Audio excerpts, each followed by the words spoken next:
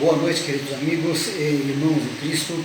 Mais uma vez estamos reunidos para, juntos através desse vídeo, estarmos falando ou pensando um pouco sobre a Palavra de Deus, fazendo mais um estudo dessa inspirada palavra que nos dá as orientações seguras para o nosso caminhar diário, para a nossa vida terrena, principalmente dando-nos condições de já nessa vida estarmos preparando os nossos passos para que possamos vivermos a eternidade com Deus. A palavra de Deus, ela é fonte de inspiração, fonte de alimento espiritual, e nessa noite o nosso convite é para que você, juntamente conosco, possa estar aí aprendendo um pouco mais dessa palavra. E a nossa oração, como de costume, é que Deus possa estar abrindo os olhos do nosso coração, do nosso entendimento, para que nós possamos entendermos as suas verdades, entendermos aquilo que Ele quer nos falar nessa noite, e entendendo, aplicar isso à nossa vida cotidiana, a fim de que nós possamos assim vivermos, buscando sempre fazer a sua vontade, que é boa, agradável e perfeita. Nosso convite é para que você assista conosco, compartilhe aí no vídeo, deixe o seu joinha e já vá comunicando outras pessoas também que queiram assim também estar participando desse vídeo de estudo da palavra do Senhor. Chegamos à última quarta-feira antes do Natal, e por mais que não queiramos ou tentamos evitar o clima natalino, não que seja isso um problema ou errado, né? Ele nos contagia, traz à nossa mente e coração a história do homem que mudou a história de forma irreversível, né? E embora já tenhamos dito isso, e nunca é demais, ao contemplarmos a pessoa do Senhor Jesus Cristo, simplesmente pela ótica humana, simplesmente por observarmos como uma pessoa humana, ele se mostra como sendo alguém extraordinário, alguém espetacular, alguém fabuloso. Isso apenas então somente olhando-o como um ser humano, como uma pessoa que de fato ele é. Mas o que percebemos, e que a cada ano que passa, justamente, é que a sua pessoa, a pessoa do aniversariante, ao chegar no Natal, no dia do seu aniversário, talvez ele seja o menos lembrado, ou ele assuma um papel secundário nesse dia onde ele deveria ser aquele que é o centro das atenções. E até mesmo dentro, muitas vezes, de famílias ditas cristãs, nós podemos perceber uma certa preocupação cada vez maior com o bom velhinho, o Papai Noel, com os enfeites natalinos, com os comes e bebes da noite de Natal.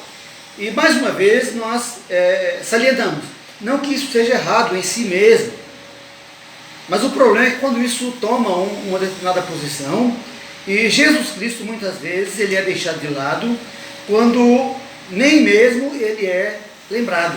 É muito comum observarmos e vermos certas famílias ditas cristãs, que na noite de Natal sequer elevam o seu pensamento em uma oração de gratidão por Jesus Cristo, o presente de Deus a todos os homens que se manifestou a nós em forma humana na história. E quando essas questões assumem a nossa prioridade, fica muitas vezes a ideia de que não estamos nos apercebendo de que essa é uma artimanha maligna, no sentido de nos fazer tirar Jesus Cristo do centro da atenção. Não que Jesus deva ser o centro da atenção apenas tão somente no dia 25.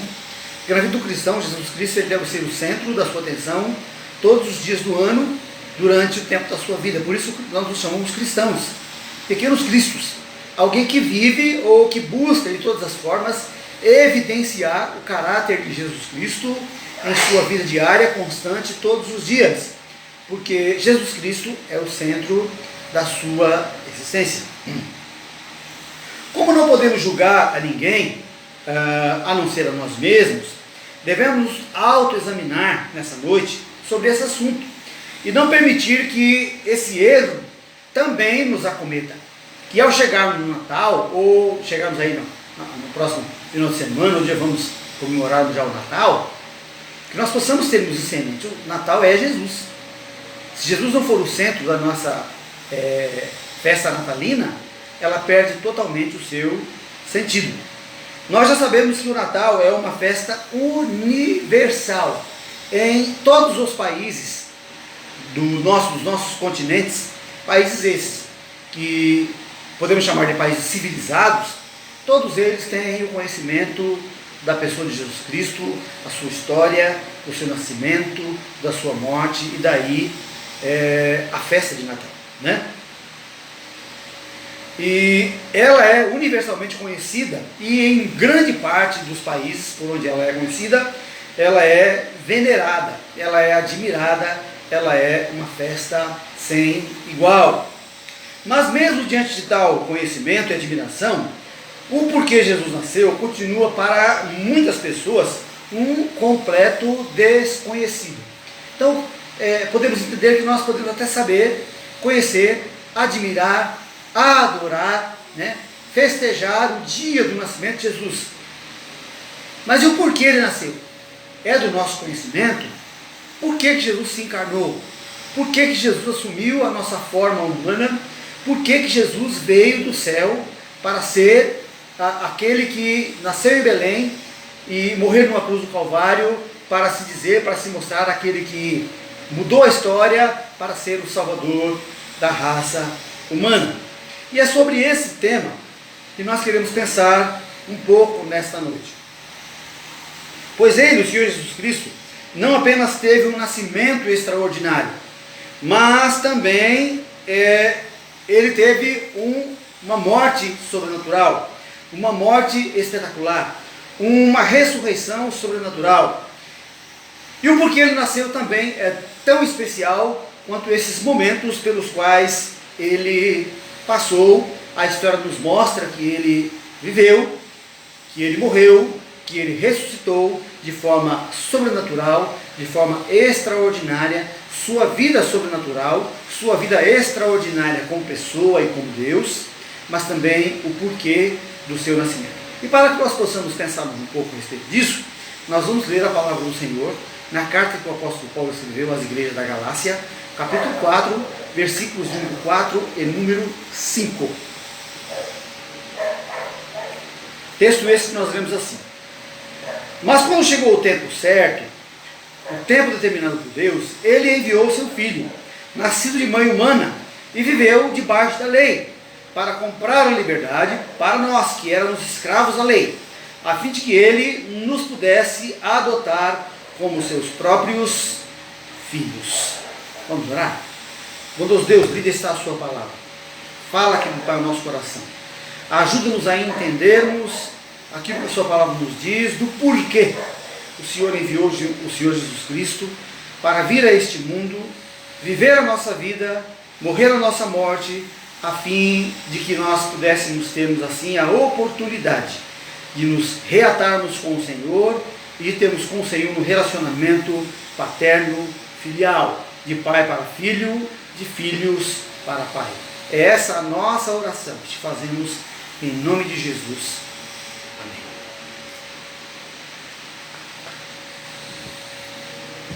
Esse texto que nós acabamos de ler, escrito pelo apóstolo Paulo, há um grupo de igreja que estava organizado na região da Ásia Menor, conhecido como Galácia. Nele o escritor nos oferece algumas informações importantíssimas sobre o nascimento de Jesus. Primeiro, ele nos dá conta, quando ele fala de que Deus enviou e Jesus nasceu, da união que a teologia chama de hipostática da pessoa de Jesus Cristo, porque em todo tempo e ao mesmo tempo ele era completamente humano, tinha fome, tinha sede, frio, cansaço, e ao mesmo tempo e em todo tempo ele era completamente Deus, conhecia todas as coisas, tinha todo o conhecimento sobre tudo e sobre todos, nada fugia do seu controle, nada fugia do seu conhecimento, porque ao mesmo tempo, enquanto ele era completamente humano, ele era perfeitamente Deus. Essa união, né, que a teologia chama de hipostática, é para nós algo que a nossa mente não consegue entender. Ela é um mistério de Deus. E não podemos e não devemos nos preocuparmos com isso, porque se Deus pudesse ser explicado pela nossa capacidade humana, pela nossa razão humana, pelo nosso intelecto humano, ele não seria o Deus do qual nós precisamos para resolver os nossos problemas, porque ele seria talvez tão pequeno quanto nós. Deus está muito, muito, muito além do nosso entendimento. Então, não é problema nenhum que nós não consigamos explicar ou entender aquilo que ele se mostra na sua palavra, como ele se diz na sua palavra, aquilo que ele fez de forma sobrenatural. E essa visão nossa humana está ligada a questões que envolvem as nossas impossibilidades, né? Existem muitas coisas que são impossíveis para nós. Por mais que nós queiramos resolver, não conseguimos. São impossíveis, estão fora do nosso poder.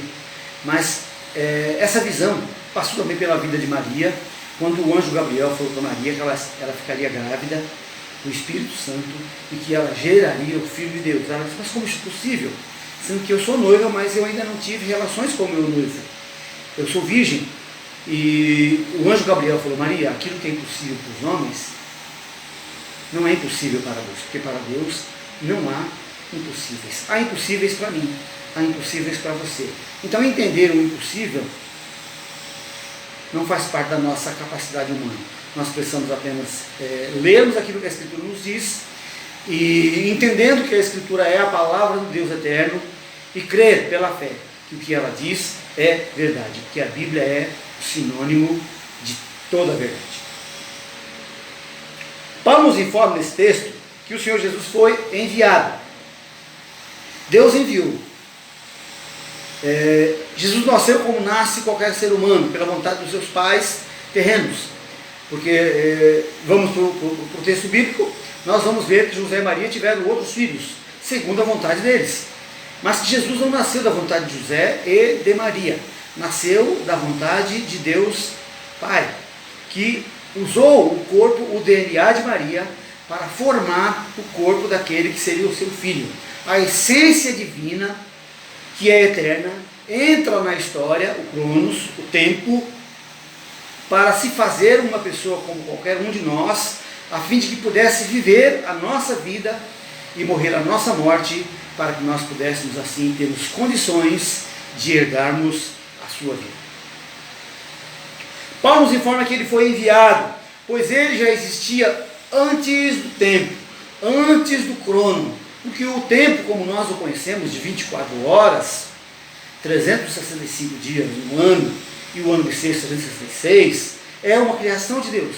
Foi Deus quem criou as estações, foi Deus quem criou o sol e a lua, que governam os nossos dias, que governam os nossos meses, que governam os nossos anos. Então o Cronos, o tempo, é uma criação de Deus. O Deus eterno já existia, existe e sempre existirá, quando esse Cronos deixar de existir, se porventura ele deixar de existir um dia. Então quando Jesus ele entra no mundo, ele entra no tempo de uma forma extraordinária, de uma forma excepcional. O Deus que é eterno, a sua essência, entra no tempo através do corpo de Maria, onde o corpo do Senhor Jesus é gerado nele, para que ele pudesse vir à luz como qualquer ser humano e viver a nossa vida como qualquer outro ser humano. Porém, como ele não nasce da vontade de José, da descendência de José, como ele não nasce do sangue de José, ele nasce sem pecado, porque o seu nascimento foi de forma sobrenatural. Não houve a participação do Adão, não houve a participação de José, em quem o pecado estava e está aglomerado em nós, seres humanos. No Evangelho de João, capítulo 16, versículo 28, o Senhor Jesus diz que ele entrou no tempo. Ele entra no tempo, porque ele é eterno. ele passa a fazer parte da nossa existência no tempo que Deus o enviou, Deus o Pai. Ele entrou no mundo no tempo exato, de acordo com a fala do apóstolo Paulo no texto, conforme pré-determinação do seu Pai, pois Deus nunca se atrasa nem se adianta. As coisas de Deus sempre acontecem dentro dos seus desígnios, no momento exato da nossa história. Porém, como ser humano que ele nasceu de uma mulher como qualquer outra pessoa. Mesmo sendo Deus, ele se encarna, ele assume a forma humana, ele permite que o seu corpo seja formado dentro do ventre de Maria, e ele nasce de Maria como qualquer outra pessoa nasceu. A diferença está na sua gestação sobrenatural, a sua concepção e a sua gestação sobrenatural. Usando a linguagem de João em seu evangelho, João nos diz que ele se encarnou, ele tomou uma forma de carne, mesmo sendo Deus em sua plenitude, em toda a sua essência. Ao contemplarmos a manjedoura, o berço que serviu para acalentar o bebezinho, Jesus, ali em Belém, é impossível não trazermos à nossa mente e colocarmos em nossa mente uma questão que nós chamamos de uma questão teológica, né? Porque nós podemos enxergar ao mesmo tempo a manjedoura que sustenta o bebê e o bebê que sustenta o universo, porque ao mesmo tempo que a manjedoura ali sustentava o corpo do menino Jesus, aquele mesmo menino Jesus em sua essência que é Deus, sustentava e sustentará para todo sempre todo o universo criado.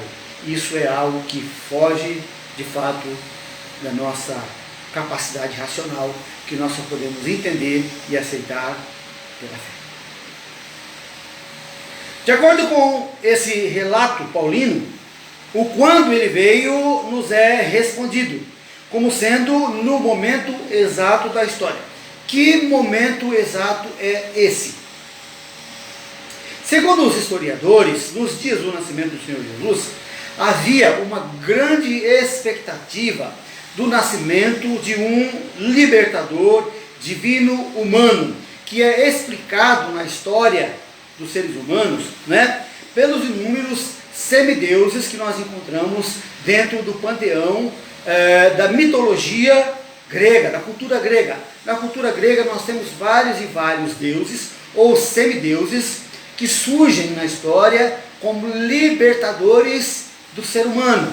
E aí nós vamos buscar os homens que estão aí na história, né, que fazem parte desse panteão, os macistes, né, os homens que tinham grande força, grande poder, que ao mesmo tempo que eles eram deuses, eles foram gerados por esse Deus e consequentemente eles passaram a ser um filho de Deus, um semideus, né? Aquiles e muitos outros aí que estão no panteão, apenas estão somente na cultura grega, não passam de lendas, tá? Não passam de lendas, são histórias, são histórias CH, não é verídico, não passam de figuras, de lendas, né?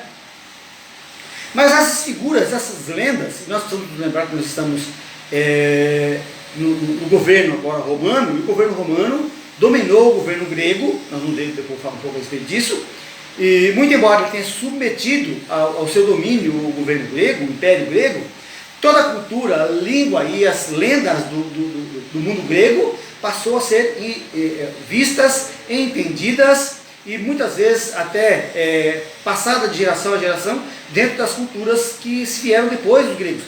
Nós hoje estudamos os poetas, nós hoje estudamos os historiadores, nós hoje estudamos os filósofos gregos, e na época do Senhor Jesus também era assim. A cultura grega estava em alta, porque o povo romano não tinha muita preocupação com essa questão cultural.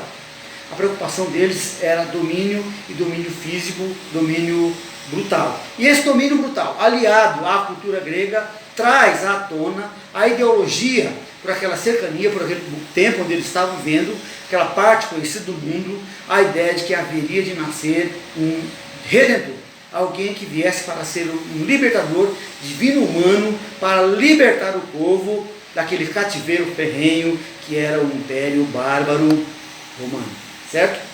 O Império rude, o Império Bárbaro, principalmente dentro do contexto judaico. O judeu tinha essa preocupação, ou essa mentalidade de que o Messias poderia voltar, o Messias poderia vir ao mundo para ser o redentor que o povo judeu precisava, para que o povo judeu voltasse a ser novamente a grande nação que fora nos tempos passados, nos impérios do rei Salomão e do rei Davi.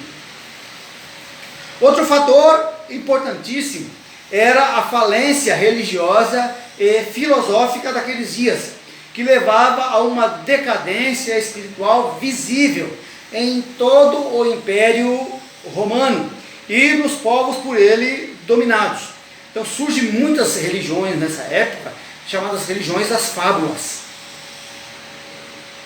porque a decadência espiritual da raça humana naqueles dias do Império Romano foi notória, foi muito grande. Nós vemos isso, por exemplo, dentro do contexto judaico, o número de pessoas com os quais Jesus tratou, que as escrituras dizem que eles estavam possessos. Os demônios estavam deitando e rolando por esse tempo onde havia uma certa escuridão espiritual.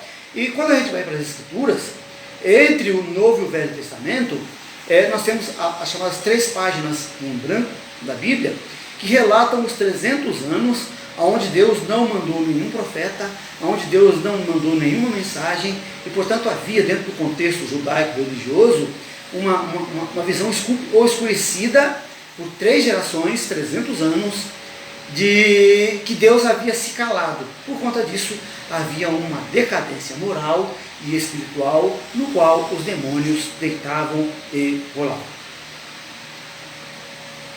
Do ponto de vista geográfico, o Império Romano, usando a mão de obra escrava, com a sua rudeza, com as suas barbáries, ele ajudou a preparar o mundo para o nascimento de Jesus e a propagação da sua história, construindo estradas 1000, que interligavam todas as cidades que estavam ali no Oriente Médio, a capital, que era Roma, e a muitos portos, fez com que muitos portos foram abertos, e estradas que levassem a esses portos por toda aquela região da Ásia, levando assim o continente asiático e o europeu a ter uma interligação. Lembrando que esses eram os 2 continentes, os 2 mundos conhecidos daquela época. E portanto houve uma certa facilidade de movimentação que fazia com que a história do Evangelho e consequentemente a pregação do Evangelho se expandisse e chegasse ao que nós conhecemos hoje como uma expansão que é global, em todos os continentes do nosso país. Isso só foi possível porque havia essa possibilidade que o Império Romano criou. Nenhuma outra época da história havia essa possibilidade. Então essa também é uma das questões que envolvem aí o momento exato do nascimento de Jesus. Outro fator importantíssimo eram as leis romanas, criadas pelo Senado romano e sua democracia, que protegiam integralmente os direitos dos cidadãos, principalmente dos cidadãos romanos. E o exército romano, com toda a sua brutalidade, defendia com unhas e dentes os direitos dos cidadãos romanos. Lembremos que naquela época havia os cidadãos romanos que eram de nascimento e havia os cidadãos romanos que eram comprados a sua cidadania. Pessoas ricas compravam o direito de ser considerados cidadãos romanos e por conta disso eles tinham todos os direitos dos romanos. E uma das questões que nós vemos isso claro e cristalino, o maior propagador, o maior divulgador da mensagem do Evangelho foi o apóstolo Paulo. E isso ele só pôde fazer por conta da sua cidadania romana. A liberdade que ele possuía, os direitos que ele possuía, deram a ele a possibilidade dele viajar por toda aquela região da Ásia e chegar até Roma e ter liberdade de falar daquilo que era a sua crença.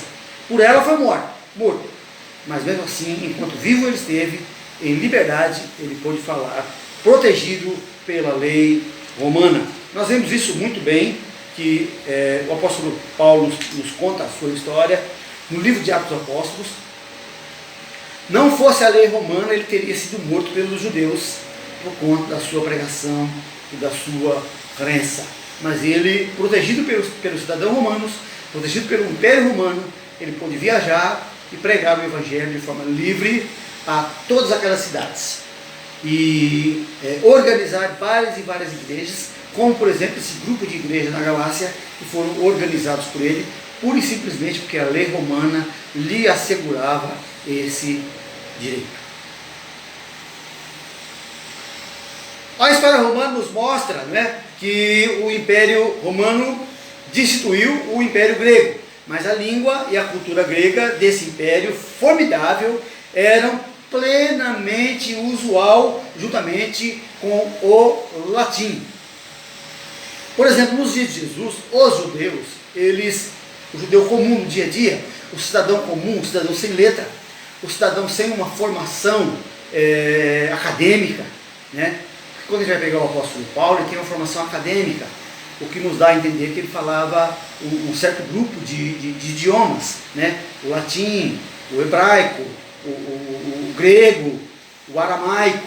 Então havia algumas línguas que o apóstolo Paulo falava, mas o cidadão romano, o cidadão judeu comum, os pescadores como Pedro, André, Tiago e João, eles no seu dia a dia conheciam o grego, porque era uma língua culturalmente usada no comércio, falavam o aramaico e conheciam e falavam o hebraico, que é uma língua potencialmente, originalmente do povo judeu.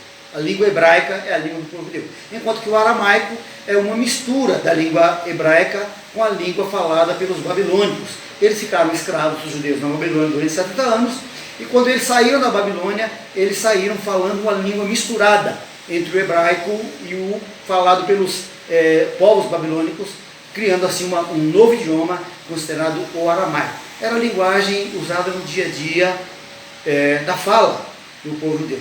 Então nós vemos que mesmo assim a cultura judaica estava inserida. E volto a dizer, a cultura judaica era formidável. Tanto é que nós a estudamos nos nossos dias de hoje. Todos esses fatores criaram as condições essenciais para a propagação da história do nascimento, vida, morte e ressurreição do Senhor Jesus Cristo, que nos leva de fato a crer que nada aconteceu de forma acidental. O nascimento, a vida, a morte e a ressurreição de Jesus não foi um acidente histórico, foi algo que aconteceu porque Deus assim o programou. Usando a nossa linguagem que nós lemos, fala que foi no momento exato. Usando a Bíblia, uma linguagem mais tradicional, o escritor, a tradução diz que foi na plenitude do tempo. No texto, Paulo nos informa quem nasceu.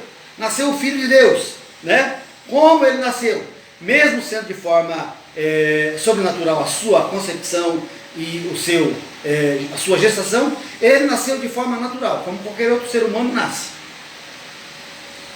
E isso nos dá a entender que a sua concepção só é extraordinária porque foi gerado em uma virgem, para cumprir as profecias, principalmente Isaías 7,14, que diz que a virgem conceberia e daria luz. Mas a preocupação maior do texto que nós encontramos, nós lemos, do apóstolo Paulo, é nos informar por que ele nasceu.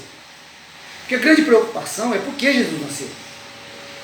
Porque quando a gente pensa no nascimento de Jesus, na festa de Natal, nós cristãos, principalmente nós cristãos evangélicos, temos a plena consciência que nós não sabemos nem de certo qual é a data certa do seu nascimento. Não sabemos se ele nasceu em dezembro, nós sabemos se ele nasceu no dia 25, nós só sabemos que ele nasceu. Convencionou-se na cristandade ser celebrado no dia 25 de dezembro. Mas nós temos plena consciência de que essa convenção foi apenas tão somente por uma questão comercial. Para nós isso também tem pouca importância.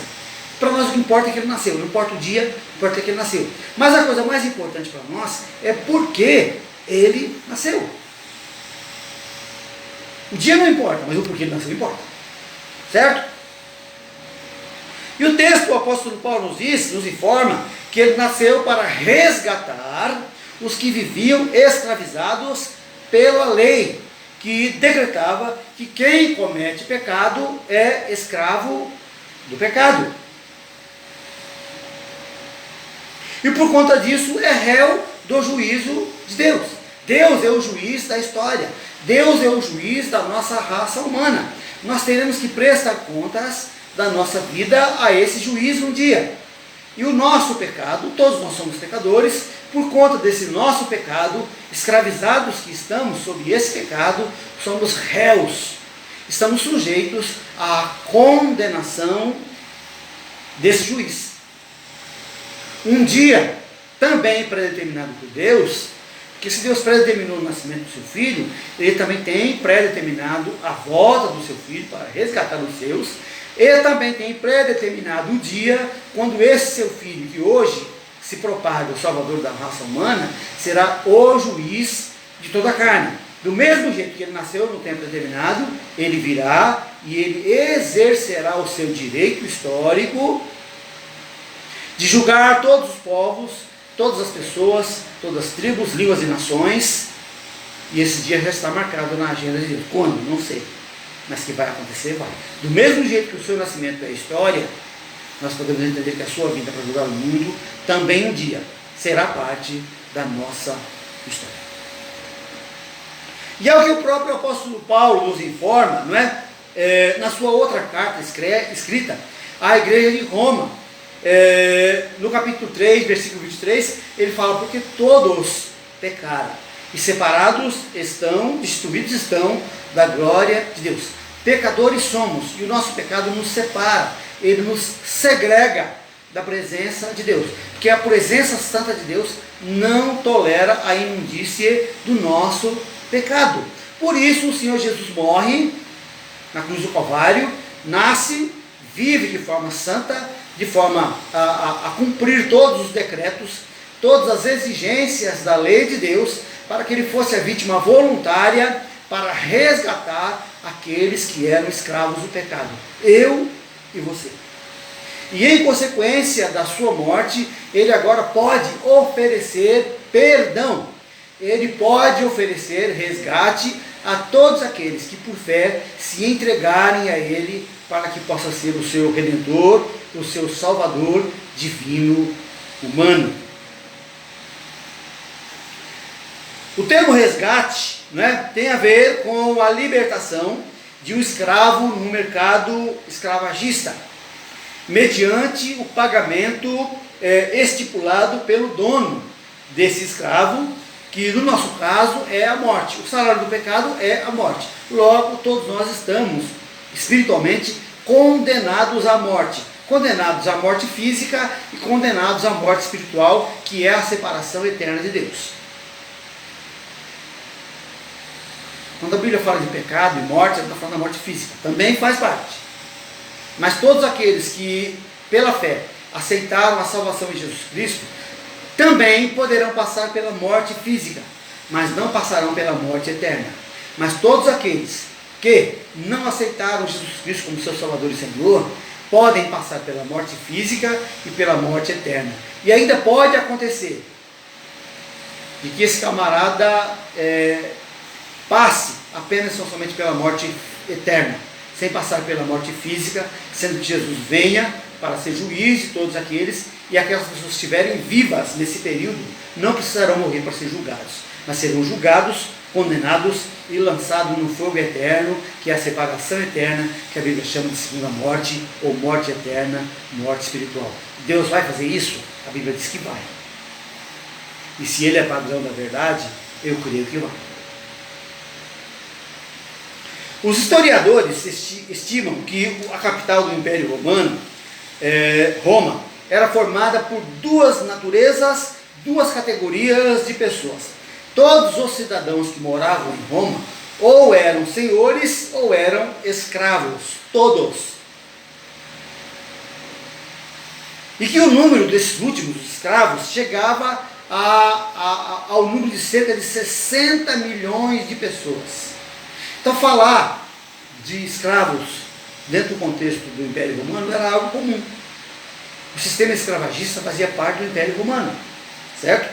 Logo, em Roma, né, qualquer pessoa livre poderia comprar um escravo no mercado escravagista, ou para mantê-lo escravo na sua propriedade, para fazer parte do grupo de seus serviçais, de seus trabalhadores, ou para libertá-lo, ou quando não, até para sacrificá-lo, porque a partir do momento que ele era dono, o senhor, ele era dono do escravo, ele tinha direito inclusive sobre a sua vida. Se ele quisesse, ele poderia matá-lo. Paulo nos informa que o Senhor Jesus Cristo veio para nos libertar da escravidão do pecado, mediante o pagamento pela queda e pecado de Adão e nosso. E essa exigência era a morte física de um cordeiro sem mancha e sem defeito, como estipulava a lei judaica para os sacrifícios judaicos que eram feitos diariamente no templo judaico com ovelhas e bodes. Jesus veio para ser o nosso cordeiro. Por isso João o Batista, quando viu no Jordão para ser batizado, disse: eis aí o cordeiro de Deus que tira o pecado do mundo. Todos os cordeiros que faziam parte da religião judaica, o judaísmo, era apenas uma figura do cordeiro Jesus Cristo, que viria para assumir de forma definitiva o preço da redenção do ser humano. Por isso, nos dias de hoje atuais, depois do ano 70 da nossa era cristã, os judeus nunca mais puderam realizar as ofertas ou o sacrifício com os cordeiros como eles faziam no Velho Testamento. Nunca mais puderam. Porque Jesus é o sacrifício que foi feito de uma única vez para sempre. Assim como ele nasceu, entrou na história humana por vontade própria, ele também morreu, se entregou, se sacrificou para pagar de uma vez por todas o preço do pecado de todos os homens e oferecer-lhes a oportunidade de libertação por livre e espontânea vontade. Ninguém tirou a vida de Jesus. Ele a entregou por livre e espontânea vontade. Um sacrifício voluntário para que pudesse pagar o preço da nossa redenção. Para que essa libertação se efetive em nós, o Senhor Jesus Cristo precisa nascer em cada um de nós, entregando-lhe no nosso viver por livre e espontânea vontade, de forma pessoal. Jesus nasceu na história? Nasceu. Mas Jesus já nasceu em você? Jesus nasceu em seu coração? Jesus já é o seu Salvador? Você já tem plena certeza da sua salvação eterna na pessoa dele? Que se essa verdade não fizer parte da sua vida, se Jesus ainda não é, se você ainda não o reconhece como seu Salvador e Senhor, ele ainda não nasceu em você. Não adianta celebrarmos dia 25, 26, 27, 28 ou qualquer outro dia o nascimento de Jesus, se ele não nasceu em você, se de fato ainda não efetivou em você o porquê ele nasceu. Se o problema do seu pecado ainda não foi resolvido, em vão, inútil é festejarmos uma festa com panetone, com chester, com tender ou qualquer outra alimentação em família ou sozinho. Isso de nada adianta, que o nosso problema não está nessas questões, não está em comemorarmos esse dia, não está em festejarmos essa data, mas em entregarmos a nossa vida a Jesus Cristo e permitirmos que Ele passe a viver dentro de nós, não como um bebezinho, mas como nosso Redentor e Senhor, modificando, transformando a nossa vida todos os dias para a sua glória e para a nossa felicidade eterna. Para que isso aconteça, precisamos primeiro reconhecer que de fato nós somos pecadores. Você já percebeu isso? Veja, a Bíblia diz que nós somos pecadores. Eu entendo que sou pecador, mas você já se apercebeu de que você é um pecador e que consequência de seu pecado você está perdido? Ou do meu pecado sem Jesus eu também estaria perdido? Então a primeira coisa que nós precisamos é enxergarmos isso, Que se Jesus ele é o remédio de Deus, como de fato a Bíblia diz que ele é, nós só tomamos remédio quando nós entendemos que nós estamos enfermos. Caso contrário, enquanto estamos saudáveis, a gente não toma remédio nenhum. Jesus é o remédio de Deus.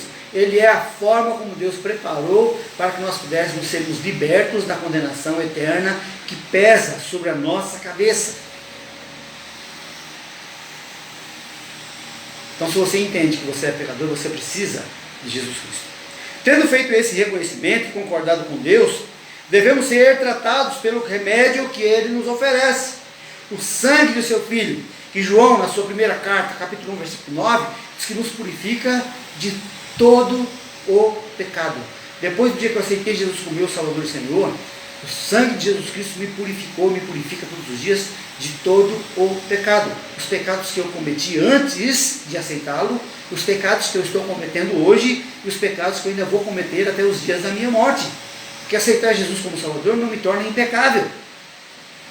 Apenas e tão somente que o problema do meu pecado que me condenava à morte eterna foi de uma vez para sempre resolvido. Já não sou mais escravo do pecado. O pecado na vida do cristão, ele é um acidente no percurso, mas ele está ali. Mas já não é mais uma visão escravagista. Nós não pecamos mais por uma questão de escravidão. Nós pecamos porque somos pecadores. Porque nós não somos pecadores. Nós não pecamos porque somos pecadores. Nós somos pecadores. Aliás, nós não pecamos porque somos pecadores. Nós somos pecadores porque nós pecamos. Faz parte da nossa natureza. Em consideração a isso, nós precisamos entendermos isso e aceitar o remédio de Deus. Qual é esse remédio? Jesus Cristo como nosso Salvador e Senhor. Deixar Jesus nascer no seu coração. Estamos chegando aí ao dia 25 de dezembro. E a pergunta que nós fazemos é: Jesus já nasceu em você? O presente de Deus aos homens já é efetivo, o presente seu na sua vida?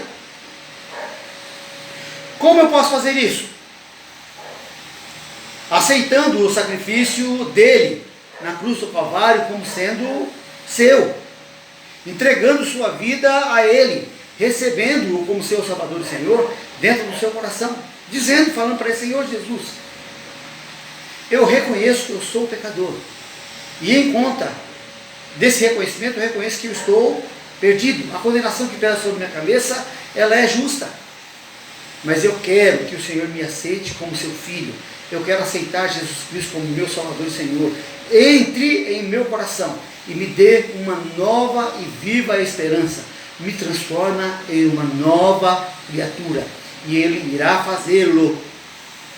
Que esse é o seu trabalho.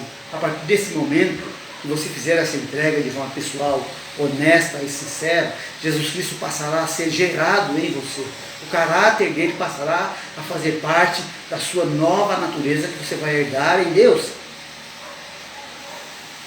É óbvio que nós, como nós costumamos dizer, depois que nós fazemos isso de forma pessoal, podemos fazê-lo de forma sozinhos, nós vamos precisar de uma comunidade que vai nos ajudar nessa nova jornada, nessa nova caminhada. Essa nova comunidade que nós chamamos de igreja, é uma comunidade que nós vamos juntos aprendermos da palavra de Deus, a caminharmos nessa fé que nós abraçamos, para que possamos crescer e efetivar essa nossa nova vida em nós, e lá para frente nós vamos ser aqueles que vão discipular outros. Então é necessário que nós tenhamos uma igreja. Qual igreja? Aquela que você entender que mais se aproxima das suas necessidades e que de alguma forma real e autêntica propaga, fala e vive os princípios da palavra de Deus. E pronto, acabou. A placa pouco importa. O que importa é o que ela vive, o que as pessoas que estão ali dentro vivem.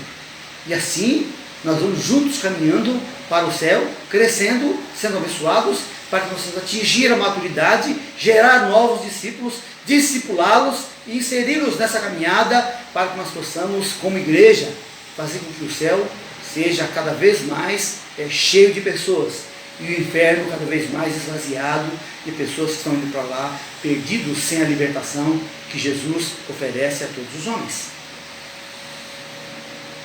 Jesus é o presente de Deus a todos nós, e esse presente precisa ser aceito, caso contrário não tem nenhuma valia, né?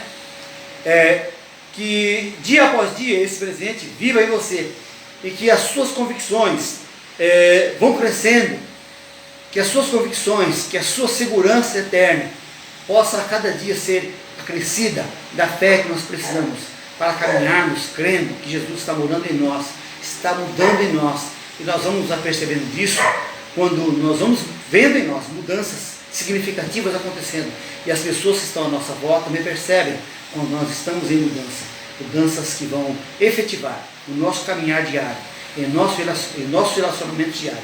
Nós temos agora um compromisso de vida e de nova vida com Jesus Cristo, o presente de Deus, porque Ele nasceu no meu coração. É preciso apenas crer e aceitar, mais nada. Mais nada.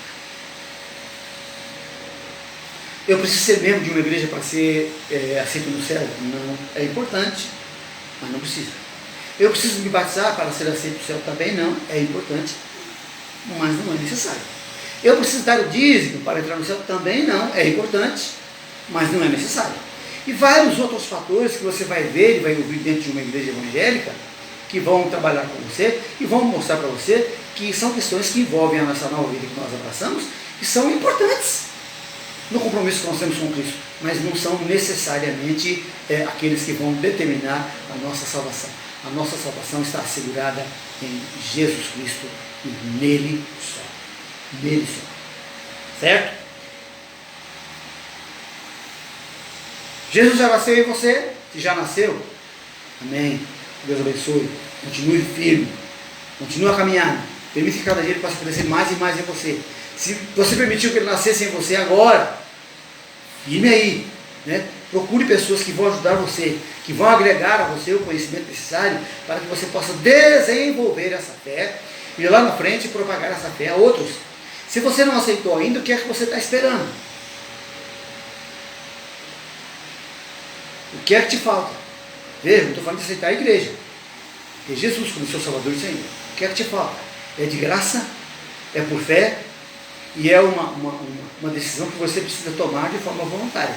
E como eu tenho dito sempre aqui nas minhas falas, o fato de eu não tomar uma decisão, já é uma decisão. Se você não tomar a decisão de aceitar Jesus, você está tomando a decisão de não aceitá-lo. Em consequência de você rejeitar o sacrifício de Jesus Cristo como seu Salvador e Senhor, você está rejeitando o preço que Deus estipulou para que você pudesse ser liberto do seu pecado e, consequentemente, salvo da morte eterna. Em consequência disso, não há mais nada que Deus possa fazer para a sua libertação, para a sua redenção. E aí é a sua escolha e Deus a respeita. Nós também a respeitamos, apenas somente ficamos tristes, porque é um presente, é uma oferta que Deus nos dá de graça, e nós precisamos apenas somente crer e aceitá-la como sendo nossa. Que Deus nos abençoe. Vamos orar mais uma vez? Bondoso Deus, depois de estudar a sua palavra, diante desse assunto, desse tema tão importante, ó Senhor, permita que Jesus Cristo tenha livre acesso no coração dos nossos ouvintes. Aqueles que já efetivamente te aceitaram como único e suficiente Salvador. Nós pedimos a sua graça maravilhosa sobre as suas vidas, que mesmo em meio à sua jornada, adversidades, dificuldades da vida cristã, eles possam continuar crendo, eles possam continuar seguindo, crendo que o Senhor está com eles, que os está transformando todos os dias para a sua honra e para a sua glória. Aqueles que efetivaram essa decisão hoje, neste exato momento, que a sua graça maravilhosa possa ser com cada um também. Ó Deus, dá essa convicção, que seu Espírito possa entrar em cada coração, e que, fazendo isso, as convicções eternas possam fazer parte das suas vidas, e que eles possam buscar, através de orientações seguras, de pessoas que já caminham com o Senhor, uma vida transformada pelo Senhor, mediante os ensinamentos da sua palavra.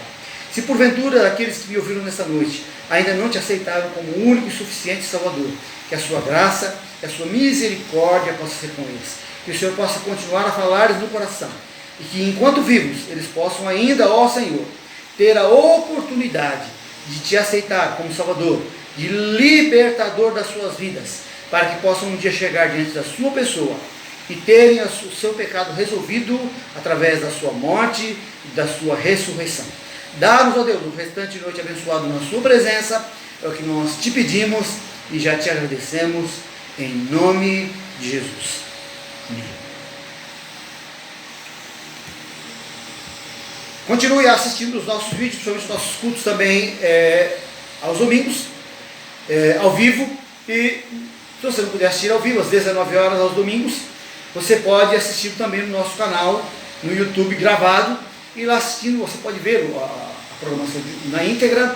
Se você entender que foi bom, você deixa o seu joinha, compartilhe com outras pessoas, para que a palavra de Deus tenha livre curso no coração dos nossos amigos, dos nossos familiares, e assim também você vai nos ajudando, nos abençoando a fazer com que o canal tenha assim cada dia mais um número maior de pessoas que estão aderindo aí ao nosso canal no YouTube. Que Deus possa abençoar você, que dê um restante de noite abençoado, boa noite e um Feliz Natal. Deus abençoe.